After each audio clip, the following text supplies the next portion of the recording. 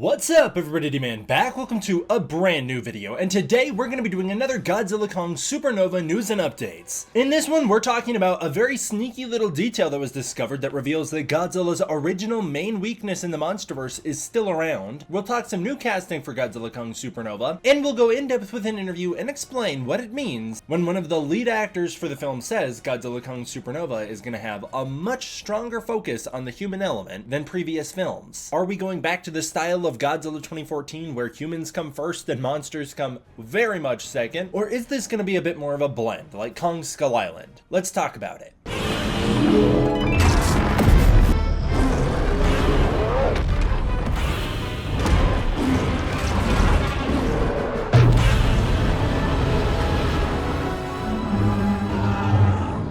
And starting out with some artwork, like always, this first piece was submitted to us by High Dragon of Death, and this is their Space Godzilla redesign, taking inspiration from some of that original Godzilla vs. Space Godzilla concept art, and maybe that winged Godzilla concept art from Godzilla vs. Kong. And you can see here, it is a new take on Space Godzilla's design, with giant crystal wings instead of the big crystals coming out of the shoulders. I actually think that's a very cool solution to those big crystal shoulders. It looks really neat, and I love that Shin Godzilla styled super long wispy tail. Very cool stuff. And then finally here, this is Kaiju Pictures Godzilla Kong Supernova poster, obviously using the base work from New Empire. I think this is great. It's got Godzilla, Kong, Space Godzilla taking the place of Scar King, looking dope. Rodan in the background. Again, I talked about in a recent video how Rodan's had some teasers that he might appear in this new movie. Mothra, who by all means should appear in this, and then Little Godzilla, who a lot of us are thinking will show up. And I like that the artwork renders him as green as well, because I do think he will be green if he shows up in the new movie. We'll see how far this bit goes and how deep this well becomes. But Based God of Hope was so hyped that I shared their meme that they clipped it and posted it on Twitter. So now I'm sharing a post of them sharing a clip of me sharing their meme that they sent to me. Holy cow, how deep is that gonna run? Speaking of Based God of Hope,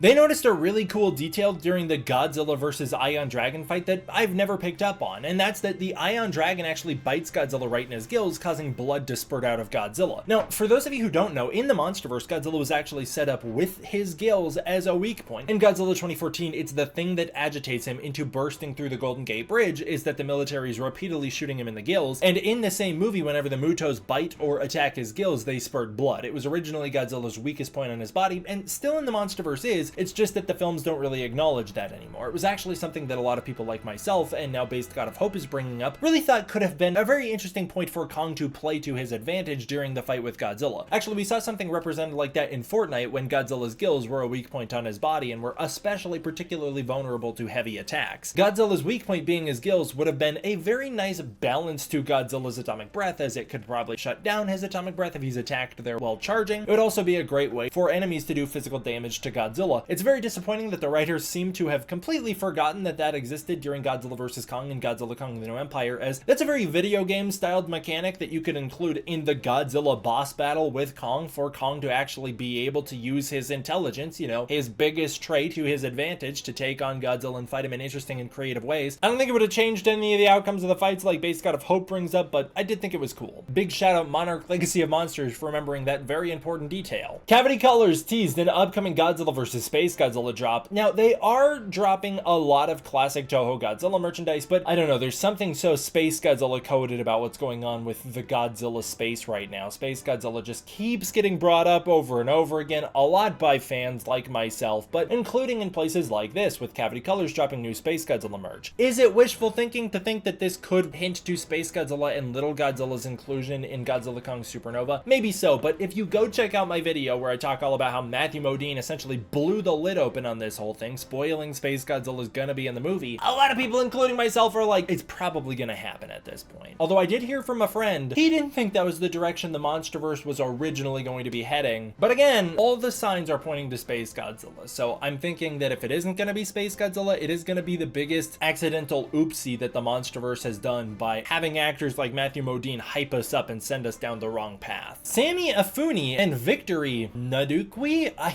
don't know how to say that that name, have joined the cast for Godzilla Kong Supernova. They're officially listed on IMDb now. I'd be willing to bet they probably put themselves on that after working on the movie, but they're both listed as actor, which makes me wonder, what the heck is that going to be? Because you don't label everybody who's in the movie as an actor. You label them as the character's name, unless they're an extra, in which case you label them as like what type of extra they are. Like if you'll remember in Godzilla vs. Kong era, there was actresses listed as mean girls on the thing because they were like bullies in Madison's school that ultimately got cut from the movie. But still, these guys are labeled as actors, which means are they going to be actors in the movie, or is that just a weird IMDb labeling mistake? I don't know. Either way, I expect them to be very small characters. I don't expect them to have a huge sway over the story here.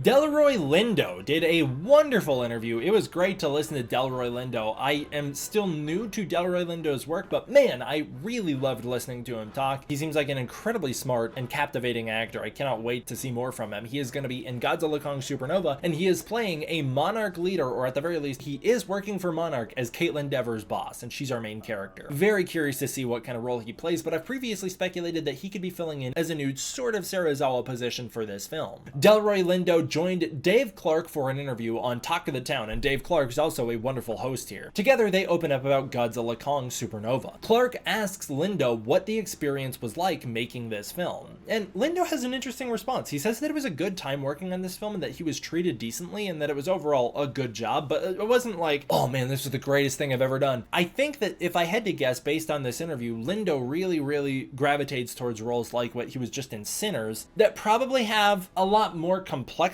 But as you'll see, that was something that he was very committed to, and it sounds like he's not the only one, as he opens up about the fact that he really appreciated and was reassured by the producers at Legendary and Warner Bros. That they were putting the emphasis on the human element of this story. Now, I've seen some people making memes about this, like Earth goes around the sun and same story every year. Actors or directors or whatever claiming that the new Godzilla movie is going to be committed to human stories, and then it isn't. The last time I can remember a director of a MonsterVerse film claiming that they were really committed to the human element was Jordan Vogt-Roberts with Kong Skull Island, as Michael Dougherty had the gloves are off approach. I mean, it was something he was not shy about in his interviews, where he was like, the gloves are off, this movie's all about the kaiju fighting, and the human stories are a really tricky thing to balance, but we were trying to make sure that they didn't overshine the monsters. And then you had actors like Vera Farmiga being like, yeah, we put a really strong emphasis on the human dynamics with each other, but yeah, it's the monsters are the thing we're here for. And then with Godzilla vs. Kong and Godzilla Kong The New Empire, the actors were like, yeah, no, it's the monster story, it's their movie. And Adam Wingard was saying the same thing. This is the first time that I can remember that an actor has truly been like, the emphasis of the next film is going to be on the human story. Now, is he just speaking from his own personal experience and his limited part in the overall story, or is he have a big role in this new movie and he's speaking to the overall tone and direction this next film is heading? That's what we're still going to see.